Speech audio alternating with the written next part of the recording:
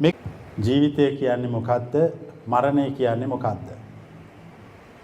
ජීවත් වෙලා ඉන්නකොට මිනිස්සු ජීවත් වෙන්න ඕන මරණ බව දැනගෙන.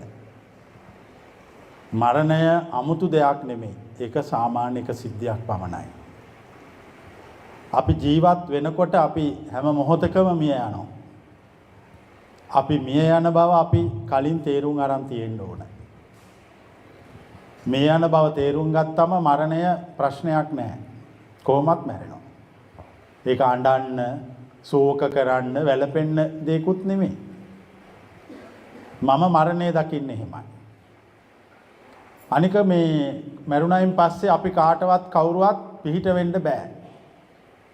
තම තමන්ගේ සසර සුවපත් කරගන්න අවශ්‍ය දේ අදාද කරන්න ඕන. තමන්ගේ මරණින් පස්සේ ජීවිතය ගැන තමන් ජීවත් වෙනකොට කල්පනා කරන්න ඕන.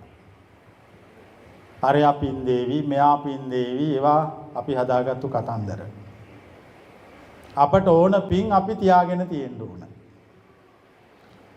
අපි ගමනක් යනකොට ඒ වියදමට සල්ලි අරන් යනවා. අපි කාගෙන්වත් මගදී ඉල්ලන්න බලාපොරොත්තු වෙන්නේ නැහැනේ. ඒ වගේ තමයි මේ ජීවිතය හා මරණය. මිනිස්සු මරණයටපත් වෙනකොටත් තමන්ගේට වියදමට අවශ්‍ය දේවල් තමුන් ළඟ තියාගන්න ඕන. අපි හැමදාම දරපු දාර්ශනික අදහස ඒක.